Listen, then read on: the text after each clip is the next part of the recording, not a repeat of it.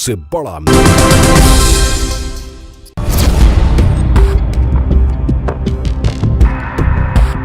सारे बेकसूर नौजवान डीजे हल्ली और केजी हल्ली के नाम पर गिरफ्तार हुए हैं। पेश आया हादसा इत्तेफाकी था, वो जज्बात में हुआ था। लेकिन ये जो जुल्म है, ये जुल्म का खात्मा होना चाहिए। हुकूमत को ये बतलाना चाहते हैं कि इसमें मिल्लत खामोश नहीं है।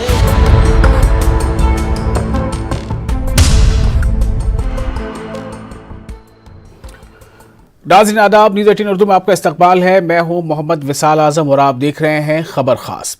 खबर खास में आज हम गुफ्तगू करेंगे कि बेंगलुरु में हुए मुख्तलिफ मुस्लिम तंजीमों के इजलास पर और इस इजलास में लिए गए फैसले पर।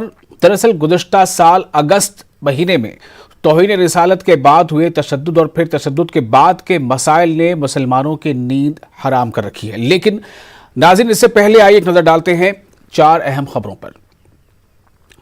तो जो पहली खबर आप स्क्रीन पर इस वक्त देख पा रहे हैं, पहली खबर यह है कि दिल्ली की सरहदों पर किसानों के एहतजाजी धरने के आज 50 दिन पूरे हो गए हैं और किसानों का हौसला हर गुजरते दिन के साथ बढ़ता ही जा रहा है। साथ ही इसमें एक अहम कड़ी ये जुड़ गई है कि किसानों के मुतालबे पर गौर करने के लिए सुप्रीम कोर्ट के हुक्म पर तश्कील कमेटी से भूपेंद्र मान ने खुद को अलग कर लिया है। उनका कहना है कि वो किसानों के मुतालबों के साथ है। उन्होंने ट्वीट करके ये जानकारी दी है।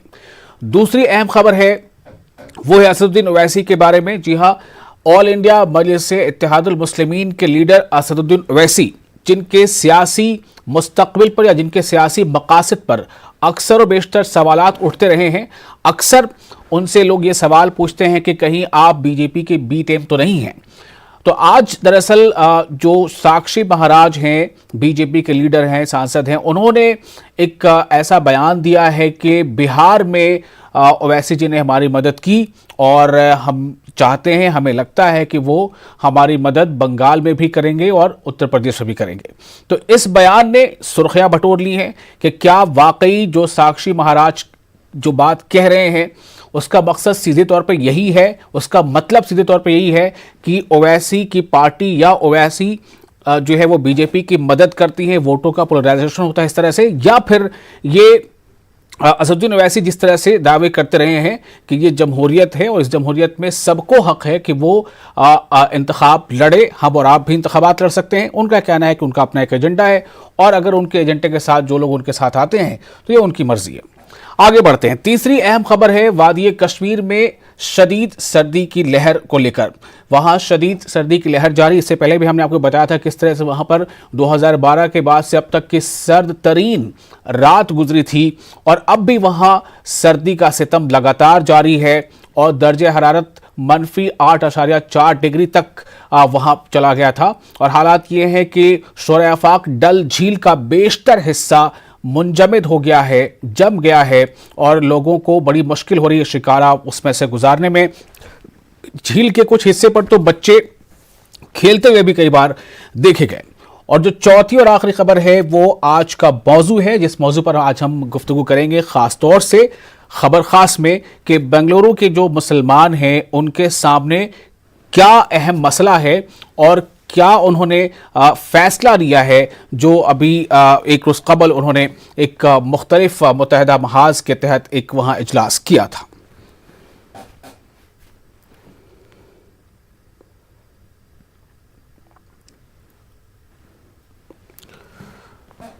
तो अब हम शुरू करते हैं आज की जो आज का हमारा मौजू है कि क्या बंद से मुसलमानों को मिलेगा इंसाफ।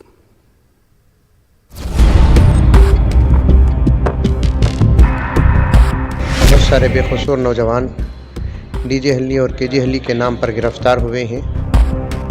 पेश आया हादसा इत्तेफाकी था, वो जज्बात में हुआ था। लेकिन ये जो जुल्म है, ये जुल्म का खात्मा होना चाहिए। हुकूमत को ये बतलाना चाहते हैं कि इसमें मिल्लत खामोश नहीं है।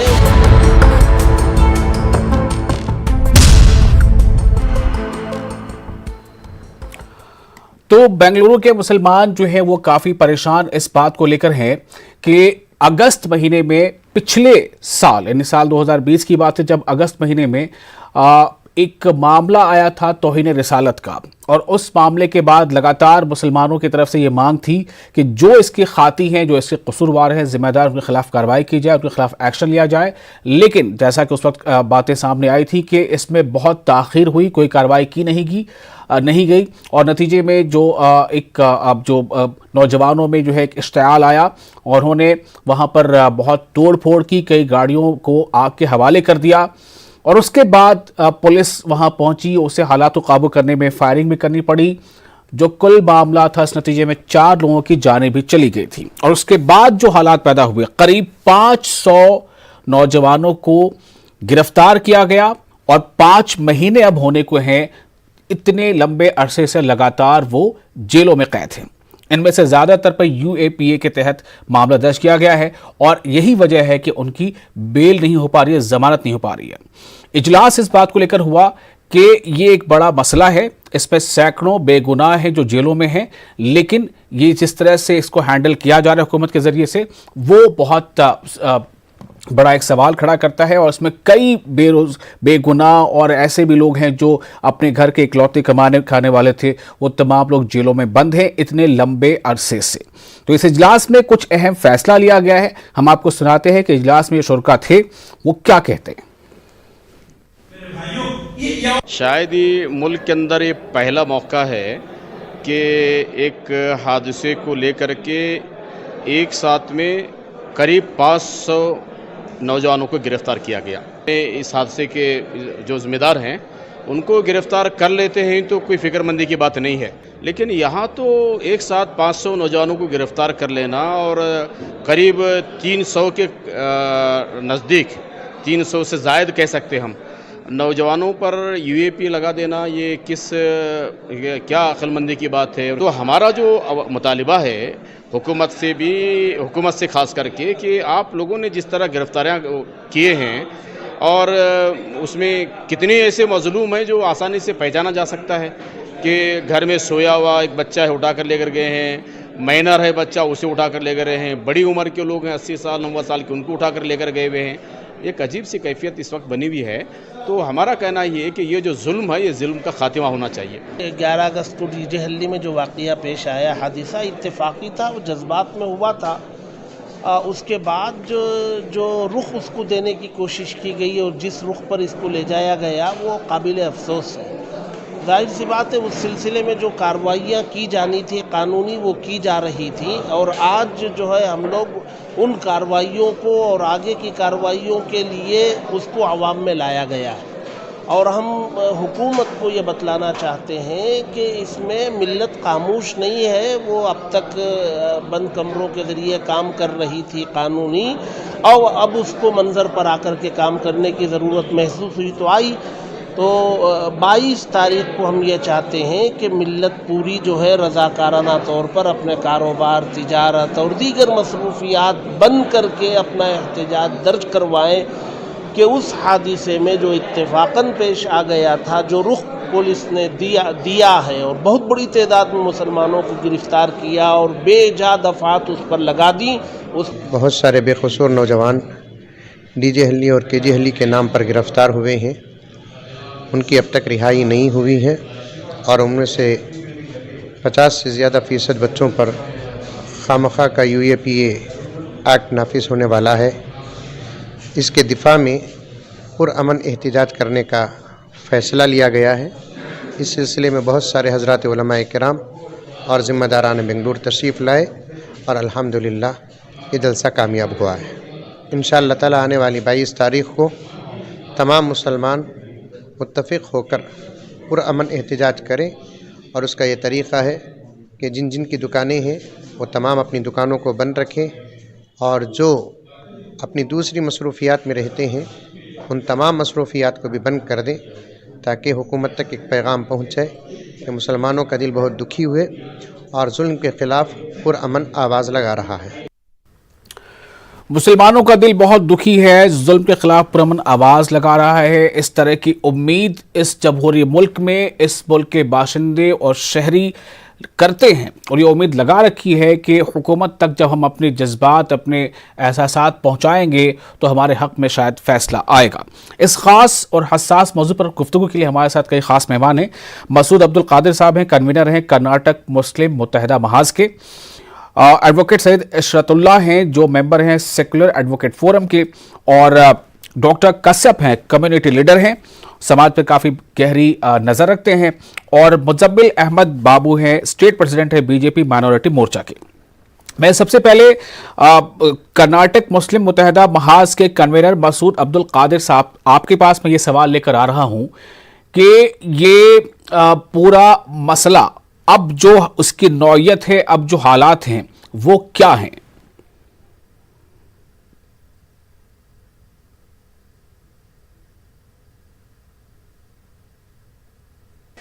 जी मसूद साहब, 5 माह से ज़्यादा का अरसा गुजर चुका है। जी, यह वाक़या 11 अगस्त 2022 को पेश आया और इस वक्त भी आज तक भी तकरीबन 450 से ज़ायद अफराद ज़ेर हिरासत हैं। उनकी अभी तक बेल नहीं हुई है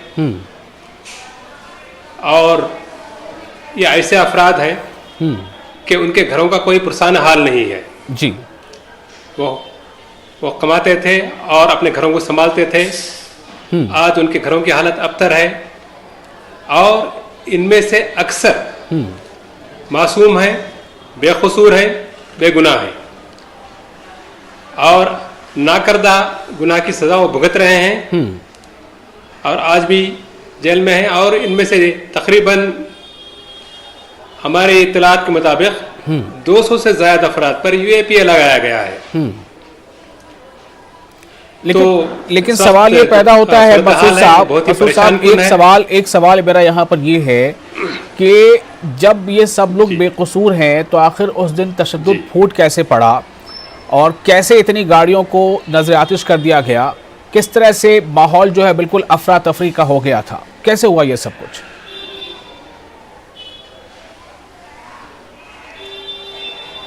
देखिए, उस दिन जो वाक़या पेश आया, आपके इल्म में बात है कि एक बदबख्त ने तौहीन रिसालत का मामला किया था, हुजूर सल्लल्लाहु अलैहि वसल्लम की शान में गुस्ताखी की थी। उसके बाद कुछ अफराद उस मामले को लेकर शिकायत लेकर पुलिस स्टेशन पहुंचे जी, लेकिन वहां पर उनका एफआईआर दर्ज नहीं किया गया। उन्हें काफी देर तक वहां इंतजार करना पड़ा जी, और इस दौरान मजमा बढ़ता गया।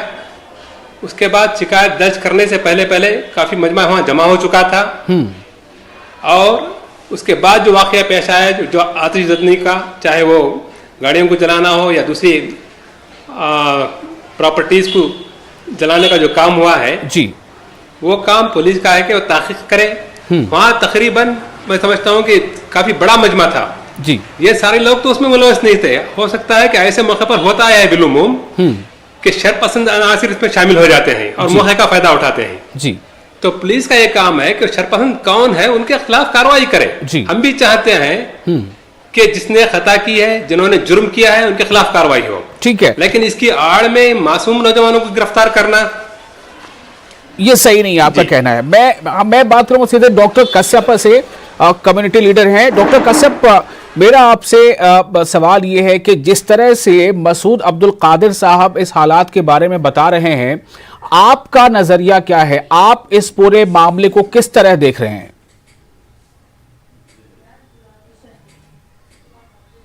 सर, बात ये है कि जो साहब जी जो भी अभी बात की है, उन्होंने गलत इंफॉर्मेशन दे रहे हैं। इंफॉर्मेशन गलत है वो। विनय लड़का ने एक अल्लाह के नाम पे एक यूटिलिटी के कम्युनिकेशन पे फेसबुक में लगाया जी, उसके खिलाफ कुछ आवाजें उठाए, ठीक है। उठाने के बाद क्या हुआ कि जो लोग वेटेड इंटरेस्ट थे वो लोग डीजेली पॉलिटिशियन आने के लिए व्हाट्सएप ने, फेसबुक ने मैसेज फैलाया उसके बाद क्या हुआ, लोग की भीड़ आ गया वहां पे। अफसोस की बात यह है कि उस भीड़ के अंदर निरपराधी लोग भी थे जी। जो लोग दंगा फसाद होने के लिए जो लोग उत्सुक थे जी, उद्रिक्त वातावरण उन्होंने निर्माण किया था। उसके अंदर क्या हुआ कि वहां पे एक सेट ऑफ यूनिटी, एक सेट ऑफ वेटेड इंटरेस्ट की पर्सनालिटीज, पीएफआई, एसडीपीआई, और इसकी पीछे और इसी बात क्या है कि ना अभी जो लोग कॉट हो चुके हैं, 110 लोगों को अरेस्ट किए पुलिस वाले ने जी। 3 लोग मारा गया, 10 आदमी हॉस्पिटलाइज किया। अभी जो लोग वहां पे मारा गया है कि पुलिस वाला आइडेंटिफिकेशन नहीं किया कि वो लोग विक्टिम है, एंटी एलिमेंट्स है, कुछ नहीं है। पुलिस की इन्वेस्टिगेशन चल रहा है वहां पे जी। बात क्या है कि जो लोग मर गए, 3 आदमी जो मर गए हैं, हाँ, उनकी फैमिली के लिए कौन जिम्मेदार है? जो लोग अभी जेल में अंदर है, उसकी जिम्मेदारी कौन है? कौन इसकी जिम्मेदारी लेगा? इसकी नेता कौन है?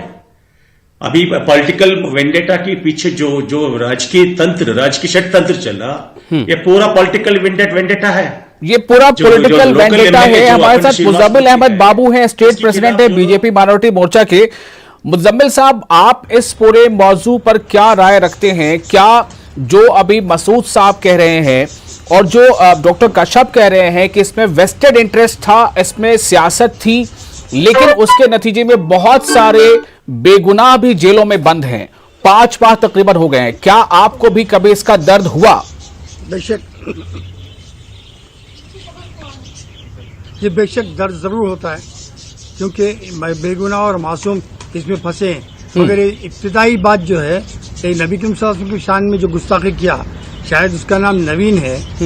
अभी भी आप शायद कह रहे हैं जो है पुलिस के पास, अभी भी आप कंफर्म नहीं है, जो आप शायद कह रहे हैं, 5 महीने हो गए। मेरी बात पूरी कंफर्म है, सुनिए जी सुनिए, हाँ सुनिए मेरी बात, पूरी बात तो सुनिए, मेरा पहले जवाब तो सुनिए, मेरा तो पहले बात सुनिए। कुछ शिकायत है जब नहीं शिकायत ये सुनिए सर।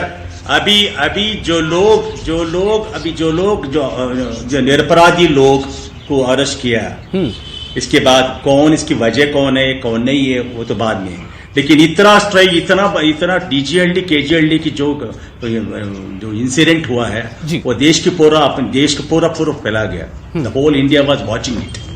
लेकिन कोई भी मुसलमान लीडर, कोई भी इस्लामिक लीडर जो निरपराधी लोग के बारे में आवाज नहीं उठाया, अफसोस की बात है, आवाज नहीं उठाया।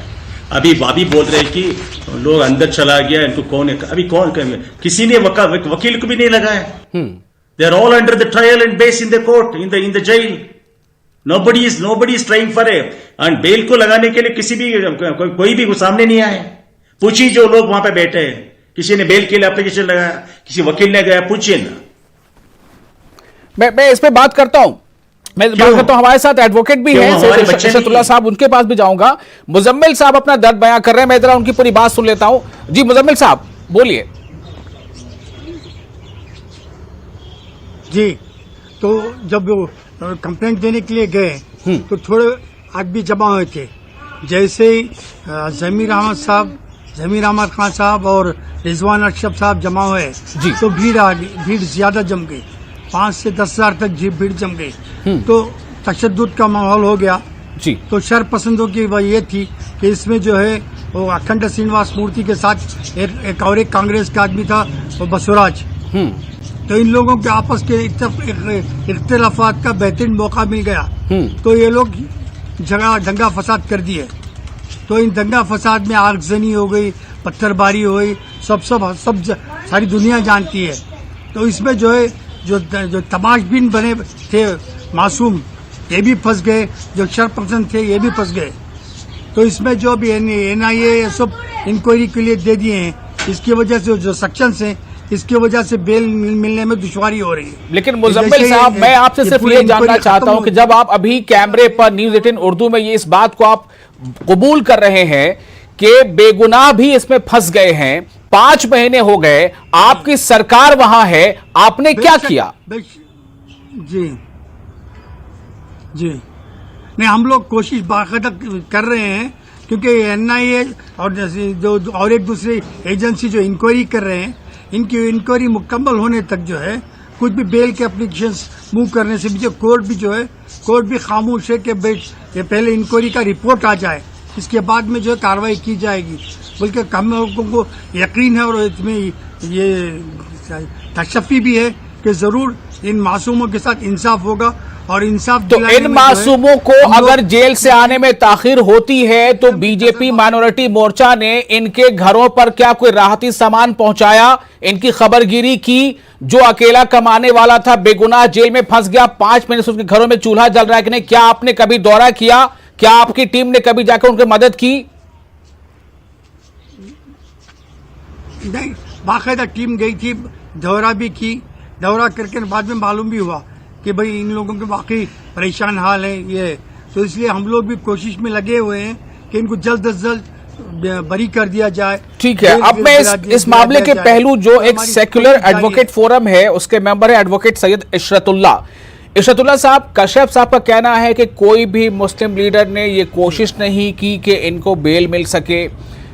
मुजम्मिल साहब का दावा है कि इनकी सरकार, इनका मोर्चा पूरी तरह से इस कोशिश में है कि बेगुनाह छूट जाए और बेगुनाहों के घरों में जो चूल्हे भी जलते रहें।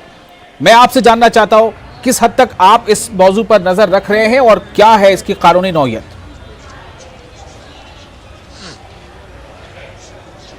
अस्सलाम वालेकुम जी, ऐसा नहीं है कि कौम के लीडरों ने कुछ नहीं किया। बाकायदा कौम के जितने भी लीडर्स थे वो तमाम ने हालत का जायजा लिया, तमाम मुतासिरा इलाकों का दौरा किया और सेकुलर एडवोकेट फोरम, मैं सैयद इशरतुल्लाह जो है सेकुलर एडवोकेट फोरम का नायब सदर हूँ मैं, हमारी टीम ने बाकायदा जितने भी बेगुनाह हैं, तकरीबन हमारे पास 300 से ज़ायद अफराद हमसे राबिता किए हैं, तो हम लोगों ने उनकी पैरवी की है और तकरीबन नॉन यूएपीए में 100 से कुछ लोगों के ऊपर जो है नॉन यूएपीए के केसेस हैं, जिसमें 307 है वगैरह दूसरे सेक्शंस लगाए हुए हैं, अट्रॉसिटीज ऑफ SC/ST एक्ट से, एक्सप्लोजिव एक्ट वगैरह के तहत मुकदमे दायर गए। सिर्फ 2 क्राइम नंबर के अंदर जो है यूएपीए लगाया गया है। इन 2 क्राइम नंबर में तकरीबन 400 अफराद को शामिल किया गया है और आज तक ये गिरफ्तारियों का सिलसिला जारी है। अच्छा, गिरफ्तारियां अब भी हो रही हैं? कल परसों भी गिरफ्तारियां हो रही है, अब भी गिरफ्तारियां हो रही हैं। ये सिलसिला तो अभी बंद नहीं हुआ है। इसी वजह से हमारे उमाइदीन ने यह फैसला किया है कि 22 तारीख को ये बंद किया जाए ताकि सरकार को ये हमारी नाराजगी इस बारे में।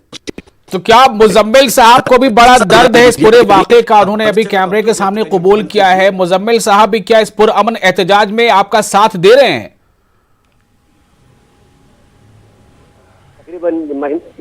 तकरीबन 1 माह पहले आपके यहाँ डिबेट हुआ था, इसमें मैं और मुजम्मिल साहब आपके यहाँ डिबेट हुआ था, इसमें मैं और मुजम्मिल साहब भी शामिल थे, अलीजान नसीर अहमद एमिल साहब भी थे। तो उस वक्त के ऊपर हम लोगों ने मुजम्मिल साहब से गुजारिश की थी और उन्होंने वादा किया था आपके टीवी के जरिए से कि ये जो है गवर्नमेंट से बातचीत करके गिरफ्तारियों का सिलसिला बंद करेंगे और ये बेल लेने में कुछ मदद करेंगे, ऐसा कुछ इन लोगों ने बताया था। अब पता नहीं उनको याद भी है या नहीं, ये मैं नहीं जानता मैं। जी मुजम्मिल साहब, क्या ये इसका जवाब मिल पाएगा जो यहाँ पर सवाल उठ रहा है? मैं अपनी बात मुकम्मल अच्छा जी बिल्कुल इशरतुल्लाह साहब अपनी बात बताना चाहता हूँ कि ये जो है सरकारी जी ये सरकारी मिशनरी जो फेल हो चुकी है उसको छुपाने के लिए जो है ये जब तौहीन का मामला आया, तौहीन में रिसालत का मामला आया, जब चंद अफराद ने पुलिस स्टेशन जाके जब मुकदमा दर्ज करना चाहा तो पुलिस ने मुकदमा दर्ज करने से इनकार कर दिया। ये लोग जो है अखंड श्रीनिवास मूर्ति से या दूसरे लीडरों से बात कर रहे थे कि भाई मुकदमा दर्ज करना है या नहीं करना है। तो धीरे धीरे भीड़ बढ़ती गई। अब जैसे जैसे भीड़ बढ़ती गई उस वक्त के ऊपर जनाब ज़मीर अहमद और रिजवान अर्शद साहब भी वहाँ पर हाजिर हो गए और उसके ऊपर करंट भी नहीं था, बत्ती गुल हो गई थी। एकदम मुकम्मल अंधेरा छाया हुआ था जी। तो उस अंधेरे में जो है कुछ शरपसंद अनासिर इसका फायदा उठा के उन्होंने दंगा किया है, बलवा किया।